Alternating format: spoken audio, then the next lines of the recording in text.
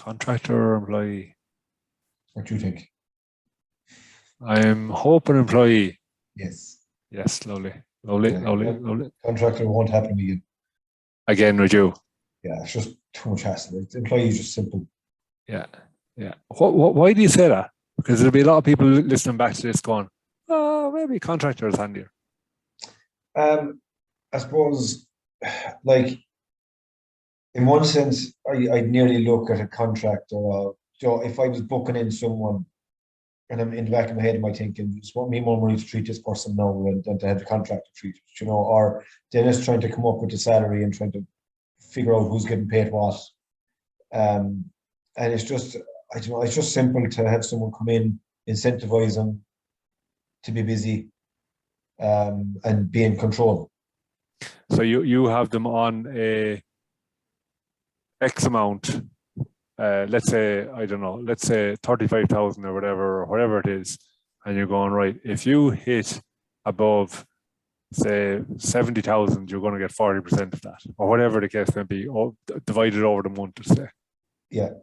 Okay. Yeah. So I have it based on the amount of treatments. So they have to hit 110 treatments in a month.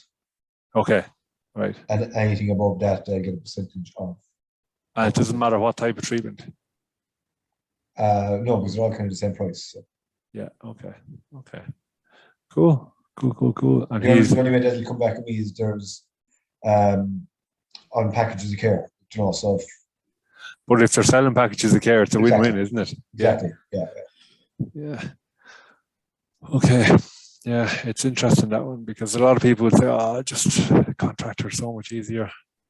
I agree with you completely, because employee, they have to do other things. They have to do a bit of marketing. They have to do a bit of admin. Like, if they're a contractor, they're not going to be sitting on Facebook for you answering replies. Yeah. And a contractor is going to, it seems the better option at the start if you think you're not going to get the people in the door, but you don't have to get many in the door to cover. You probably 10 patients a week will just about cover your arse, Yeah. I want to get that. So, and that is what I was thinking when I was first hiring. Would it be easier to just get someone in and you get a percentage of what you get? At least that way it's not costing me anything. But then long term, if they are mentally busy, it's costing you way more. You don't see it as a cost.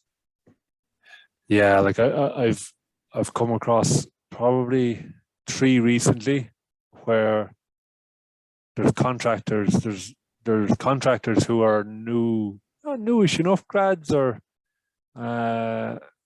physios and athletic therapists, and they're on big money. Like, as a contractor, like, they could be billing 100K a year, and or even 120 in some cases, around 50,000-60,000. And you're taking all the risk and they're taking all the reward. That's just my view. Yeah, but you don't see it as an expense. You see it as money coming in. Like, it reminds me of when I first got a credit card machine. I used the sum up thing, and I was always looking at money coming in through sum up, just comes straight into your account.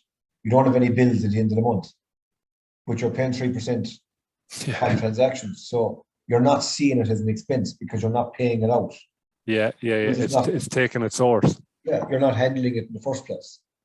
And then you change to a card machine and you're getting a bill of 100 quid a month or whatever it might be, and you're thinking, geez, that's way more expensive. From the other one, you're probably paying 400 a month, Yeah. So then it's the same with a contractor. And then the other side of the contractor is you can't really train them to work your way.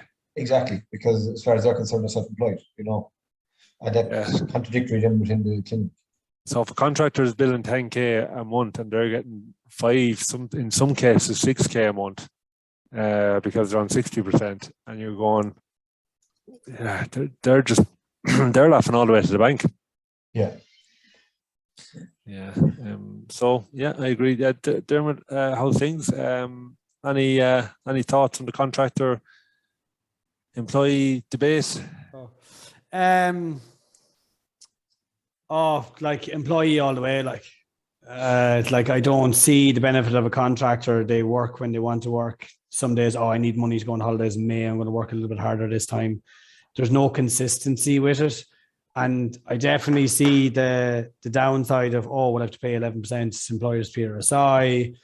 They had to get contracts involved. And yeah, I can see the downsides of it, but like it benefits your business if they're an employee and you manage them as an employee way better. Like they're there as you're working as one unit to try and promote the business as much as they can, rather than just being an individual person coming in and kind of going, yeah, sure, look, I'll work when I want to work, and just because I'm a contractor. Like, so I think we need to change. I think I don't like the term contractor because especially for physio, because I think while they want the best for the patients, their motivation to be best for the patients is driven by money rather than job satisfaction or anything else like that. So do the contractors jumping off their seat to defend their position on that? But I hear what you're saying.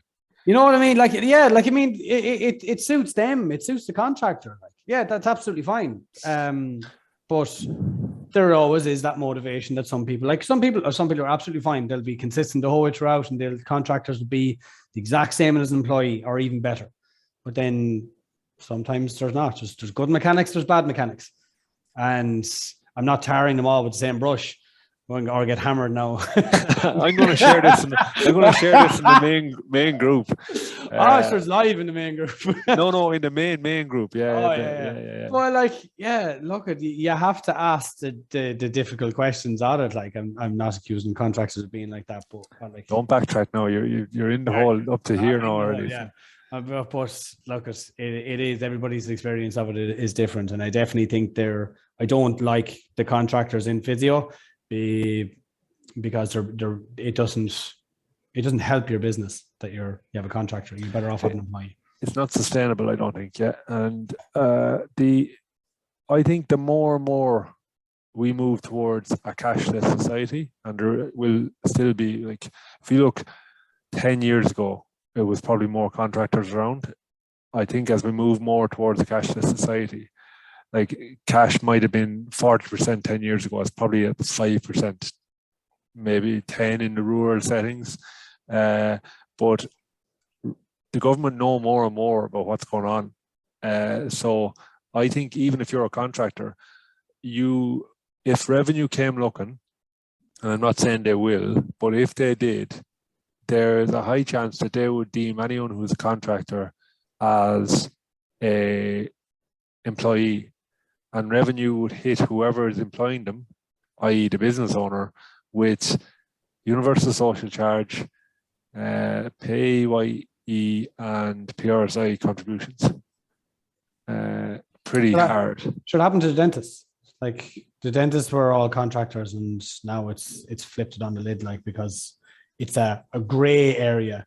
It's not really. It's like you're an employee. Like, if you've got regular hours and you're being paid by one person and you're earning over 70-80% of your income at one place, and you're managing your own diet, or you're not managing your own diary. Yeah. Sorry, you're an employee. Get over it. Yeah.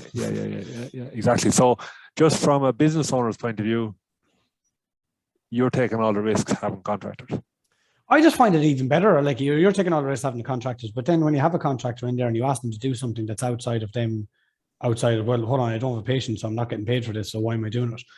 Like, it doesn't bode well for. If they don't have patients booked in, then as well, like, say on a Friday afternoon, and they're supposed to be on till 6 o'clock, and if no one booked in from 2 o'clock onwards, it's like, good luck and thanks. But then again, like, if I was a contractor and I had nobody booked in, I'd be kind of going, well, I want to finish at 3 o'clock on a Friday, and I'm just going to try and move them to Monday. No, like, it's called a spade here. Like, I might give some contractors a bad rap, but like, we've all done it subconsciously. Like, yeah, to plan for your weekend. Yeah, look, I think this is a little segment we will cut and paste onto the main group. If anyone has any views on this, they can contact Dermot at Rethink Physio. Bring it on. But if you are a contractor or you are contracting contractors, just be mindful that revenue may be looking at this. And as Dermot said, it's not a grey area. It's fairly clear and definitive what's going on. You have to look at it from revenue's point of view as well. It's like, is it worth going after these people? Is it going to deter people from doing it, or is there going to be a fine big enough that's going to actually cover the cost of auditing you? Well, like previously, what used to happen is you get your 1 to 5 year physios who are working in the hospital, and then they used to do an evening shift, and they would be potentially contractors. Now they're all employees, and because they're employees, they're paying 42%. So it's very hard to get part-time staff for evening clinics. That's just one of the negative effects of it. But I think it's fairly clear and concise what's going on there. Paul, any views on that? Yeah, and like I was just thinking there, the more successful a contractor is, the worse it is for you. Because, you know, from a point of view of if someone is earning 60 grand as a contractor and you say, right, we'll get them a salary, you're not going to offer them 60 grand, you know, because then you're taking that hit. They're not going to take any less. They're not going to do it. If anything, they're just going to fuck off and set up themselves. You know, whereas if you're someone that's on 40 grand and they're really successful, then you can offer them an incentive to turn more, you know. Yeah, I think if you're, say, coming in, as you say, someone's on whatever, 60, 70 grand, unless they're buying a house or they want that security of, if I go on holidays, I'll still get paid a high salary, like 54, 55, whatever it is, that would make a difference.